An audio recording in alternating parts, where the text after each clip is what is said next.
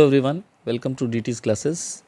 And आज की class में हम इलेक्ट्रोस्टैटिक्स का एक बार फिर से कंटिन्यूएशन करेंगे। तो जैसा कि आपको याद होगा, पिछली क्लास में हमने ये पढ़ा था कि इलेक्ट्रोस्टैटिक फील्ड इंटेंसिटी और इलेक्ट्रोस्टैटिक पोटेंशियल क्या होता है, और हमने उसको एक पॉइंट चार्ज के लिए डिराइव भी किया था। ठीक है, साथ ही साथ हमने उसकी एनालॉजी भी बताई थी कि ग्रेविटेशनल फील्ड और पोटेंशियल का डेरिवेशन क्या होता है, डेफिनेशन क्या होता है, और कितने सिमिलर होते हैं वो इलेक्ट्रोस्टैटिक फील्ड इंटेंसिटी और पोटेंशियल से। आज की क्लास में हम थोड़ा सा आगे से बात करेंगे। उससे पहले मैं आपको बता दूं कि जो भी आप लोगों में से हमारे फुल टाइम रेगुलर कोर्सेज को ज्वाइन करना चाहते हैं, वेदर इट इज़ ऑफलाइन और online from any part in the country, आप वहाँ से ज्वाइन कर सकते हैं। एंड आप बैचेस में ज्वाइन कर सकते हैं। हमारे यहाँ केवल 15 स्टूडेंट्स के बैचेस होते हैं मैक्सिमम, तो आप बैचेस में ज्वाइन कर सकते हैं इधर ऑनलाइन और ऑफलाइन, और आप इंडिविजुअल क्लासेस भी ले सकते हैं। ठीक है, जो कि आवरली बेसिस पे चार्ज होता है। ये सारे चार्जेस वगैरह की इन्फॉर्मेशन आप इस नंबर पे व्हाट्सएप करके आपको मिल सकती है। तो आइए आज हम आगे बढ़ते हैं और टॉपिक को आगे बढ़ाते हैं। तो देखिए, ये सब चीज़ें हमने पिछली क्लास में की थी, आपको याद होगा। हमने इंटेंसिटी ऑफ ग्रेविटेशनल फील्ड और पोटेंशियल वगैरह के बारे में सब कुछ कर रखा था। ठीक है, आज हम एक बहुत इंपॉर्टेंट टॉपिक पे बात करने वाले हैं, और ये टॉपिक है relation between electrostatic field and potential due to same source at a point. यानी एक ही पॉइंट पे सेम सोर्स के वजह से इलेक्ट्रोस्टैटिक फील्ड इंटेंसिटी और पोटेंशियल के बीच में क्या संबंध होता है। देखिए, अगर आपको पोटेंशियल पता हो, ठीक है, तो आप उससे फील्ड का एक्सप्रेशन निकाल सकते हैं, और अगर आपको फील्ड पता हो तो आप उससे पोटेंशियल का एक्सप्रेशन निकाल सकते हैं। तो मैं क्या करता हूँ कि मैं इस पूरे टॉपिक को डिवाइड कर देता हूँ 2 पार्ट्स में। तो मैं एक बीच से लाइन खींच देता हूँ यहाँ पे सबसे पहले तो। ठीक है, अब इधर में जो मैं लिखूँगा, जो लेफ्ट साइड में मैं लिखूँगा वो लिखूँगा if I am knowing the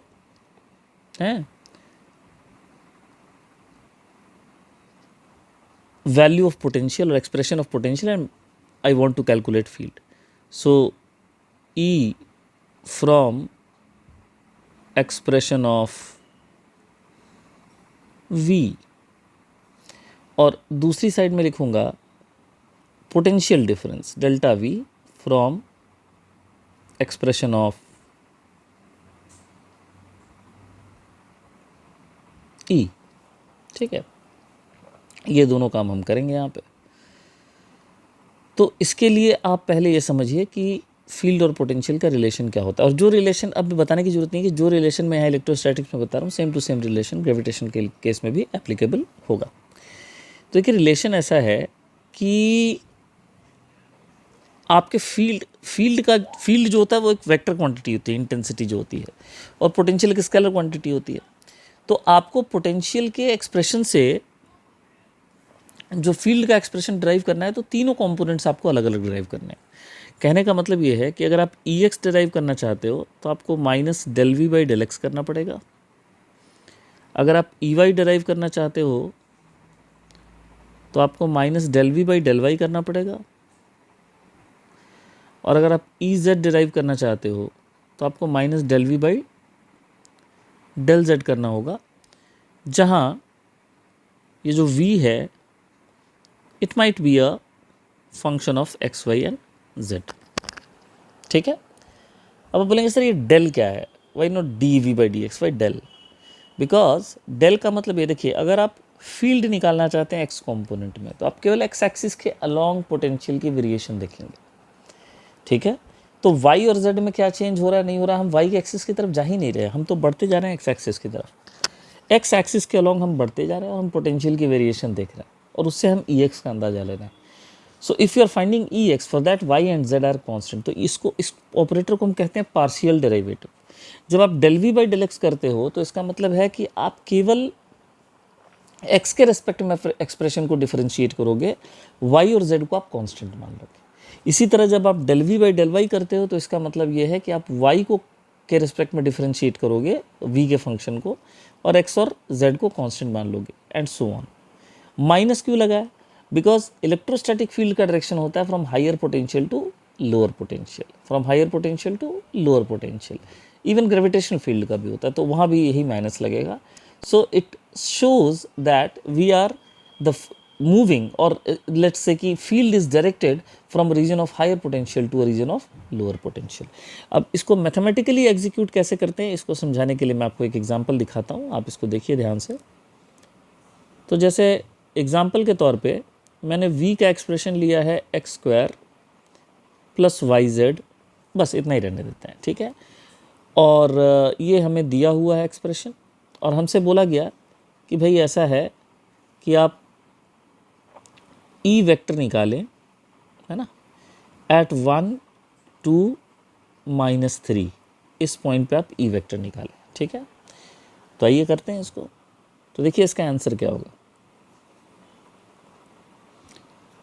तो इस बात को समझिए कि अगर मुझे ई वेक्टर निकालना है, मतलब मुझे पहले ई एक्स निकालना होगा, फिर उसमें आई कैप डालना होगा, फिर मुझे ई वाई निकालना होगा, उसमें जे कैप डालना होगा, फिर मुझे ई जेड निकालना होगा और उसमें के कैप डालना होगा। Am I correct?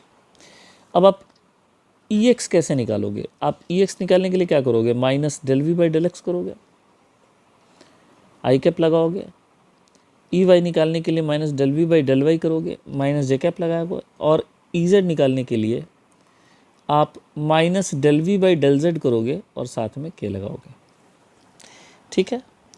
अब आइए हम डिफरेंशिएट करते हैं। तो देखिए इस एक्सप्रेशन को सबसे पहले आपको डिफरेंशिएट करना है एक्स के रेस्पेक्ट में। तो एक्स वाला टर्म तो केवल यही है, वाई जेड कॉन्स्टेंट हो गया तो वाई जेड की डिफरेंशिएशन 0 हो गई। एक्स स्क्वायर की डिफरेंशिएशन कितनी होगी? 2x, फॉर्मूले में माइनस है तो माइनस लगाएंगे, साथ में आई कैप, हो गया बस। फिर सेकेंड टर्म में हमें इसे y के रिस्पेक्ट में डिफरेंशिएट करना है। अगर y के रिस्पेक्ट में डिफरेंशिएट करना है तो एक्स स्क्वायर वाला टर्म तो 0 हो गया, क्योंकि वो तो कांस्टेंट हो गया प्योर, ठीक है।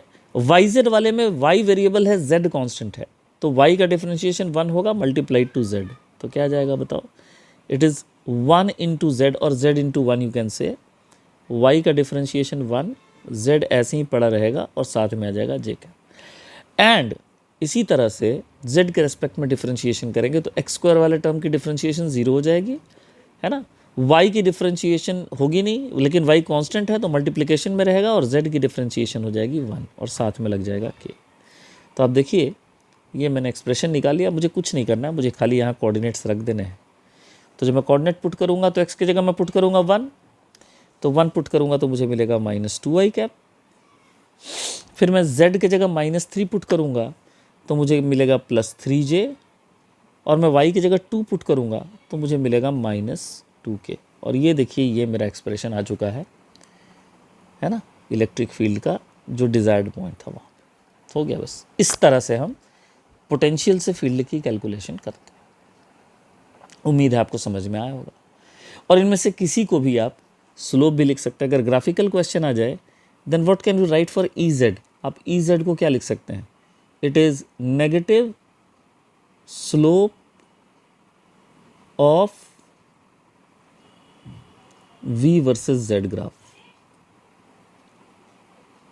ऐसे लिख सकते हो। Negative slope of v versus z graph, x का आएगा तो negative slope of v versus x graph लिख सकते हैं आप, ठीक है। So you can also write slope. अगर आपका क्वेश्चन जो है ग्राफिकल क्वेश्चन रहा तो आप इसको स्लोप के फॉर्म में कर सकते हैं, ठीक है। तो देखिए ये होता है पोटेंशियल निकालना using the expression of field. I hope it is clear to everybody, ठीक है। एंड इसको मैं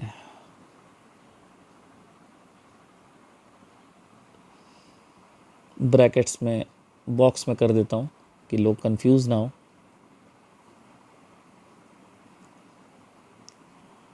ठीक है, ये हमारा ई वाई है, ये हमारा ई एक्स।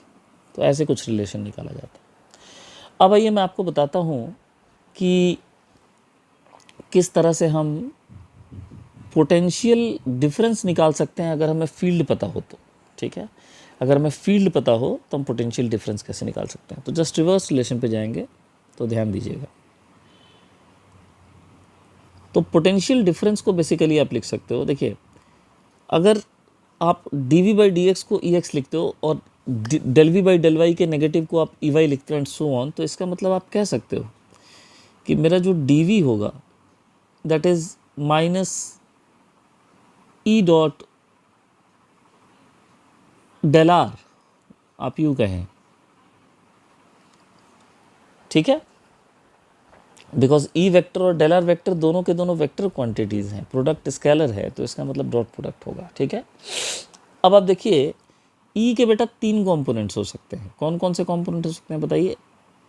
ई एक्स पॉसिबल है, ई वाई पॉसिबल है, ई जेड पॉसिबल है, और इसी तरह से ये जो डेल आर लिखा है इसके 3 कंपोनेंट्स कौन कौन से होंगे बताइए। डेल एक्स, डेल वाई और del Z.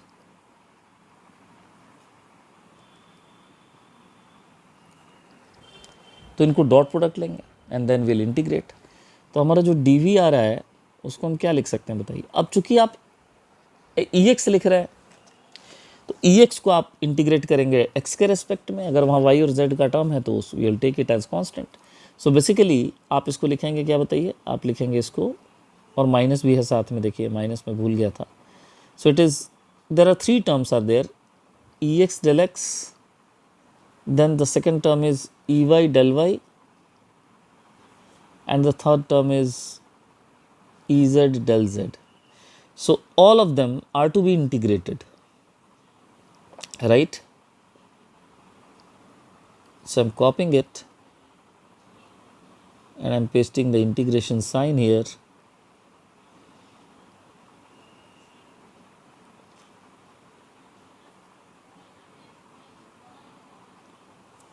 That's it.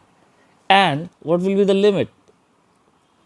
X is ranging from x1 to x2, y is ranging from y1 to y2, and z is ranging from z1 to z2, and this is from v1 to v2. So that will give you v2 minus v1. Never forget that minus sign. आप चाहें तो इसका minus sign common ले सकते हो and you can write plus there. जैसे मैं यहाँ पे पॉजिटिव साइन लिख दूंगा और मैं ऐसा बड़ा वाला ब्रैकेट देके यहाँ पे, आई एम सॉरी,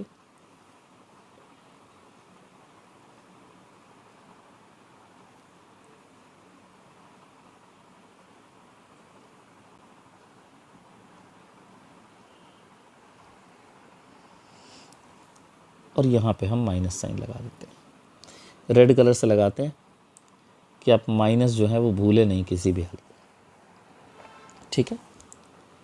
तो देखिए ये हमारा एक्सप्रेशन है,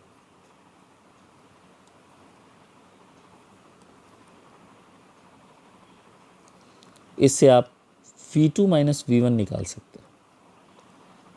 you can find potential difference between 2 points, ठीक है, whose coordinates are x1 x2 x1 y1 z1 x2 y2 z2। और इसमें से हो सकता है आपको ग्राफिकल क्वेश्चन मिल जाए, तो इसमें से किसी भी एक को अगर आप उठा ले, जैसे कि ये टर्म है, अब मान लो आपको ई एक्स और एक्स का ग्राफ दिया हुआ है, ठीक है, तो instead of doing this integration part आप इस पूरे टर्म के जगह क्या लिख सकते हो बताओ। आप इस पूरे टर्म के जगह लिख सकते हो कि this is nothing but area of E x versus x graph, और इससे आप पोटेंशियल डिफरेंस निकाल सकते हो। तो इसका तो हमने एक एग्जांपल किया, आइए इसका भी एक एग्जांपल हम लोग यहाँ पे करते हैं कि आपको मामला समझ में आ जाए। So the example is saying that find potential difference, find potential difference between A का कोऑर्डिनेट है -1 0 2, all are in meter, and B 2 1 3 meter in the region of electric field E vector equal to, simple रखते हैं इसको, -4x³ -3y² plus, oh sorry, -4x³ -3y² j and plus 2z के, जैसे ये question है देखिए, Newton पर coulomb. ठीक है, तो इस क्वेश्चन का हम आंसर करेंगे। तो आइए इसका आंसर कैसे होगा देखिए। तो इसका आंसर करने के लिए आप क्या लिखेंगे बताइए। सबसे पहले तो इसको इनक्लोज करने दीजिए, because we are already done with this part, so let's close it.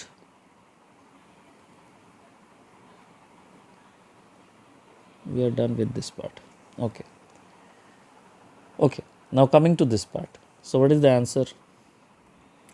So we'll write that we need to find potential difference VB minus VA. So we'll write, now what is VB minus VA? That is negative multiplied by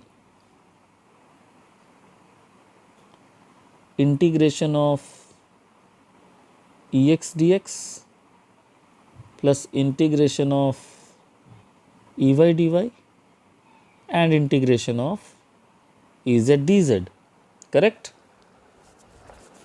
And what will be the limits?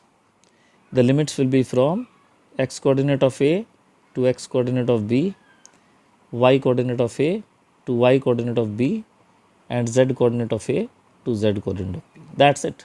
यही करना है आपको, ठीक है। तो आइए value डालते हैं।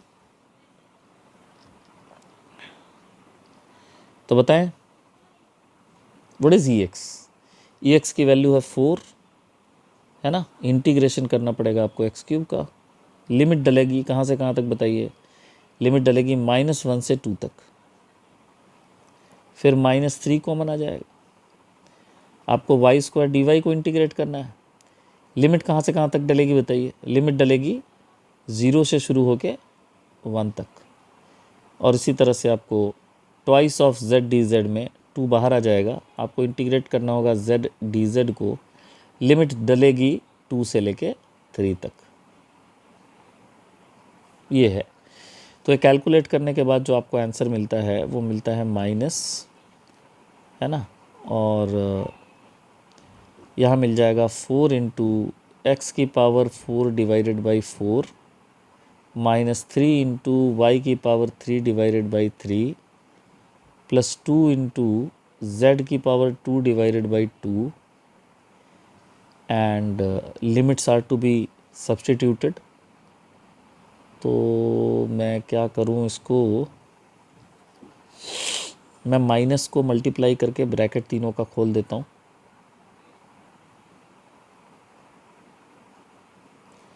माइनस से मल्टीप्लाई होगा तो थर्ड टर्म हमारा नेगेटिव आ जाएगा। बाहर में माइनस साइन है ना, उससे हम मल्टीप्लाई कर रहे हैं। अब हम लिमिट्स डालेंगे। -1 से 2, 0 से 1 और 2 से 3, सही है। तो देखिए ये तो कैंसिल हो गया। 4 is cancelled out, 3 is cancelled out, 2 is cancelled out. तो हमारे पास क्या बचता है बताइए, 16। 2 डालने पे आएगा 16, माइनस देखिए बाहर में माइनस है, और यहाँ मिलेगा 16 और फिर 1 डालने पे आ जाएगा 1। फिर दूसरा टर्म हमारा पॉजिटिव आ चुका है ना, और उसमें अगर हम 1 डालेंगे तो हमें मिलेगा 1, 0 डालेंगे तो हमें 0 ही मिलना है, ठीक है। और तीसरा फिर हमारा नेगेटिव टर्म है, और उसमें हम 3 डालेंगे तो मिलेगा हमें 9, और 2 डालेंगे तो हमें मिलेगा 4। So ultimately what we are getting -15 plus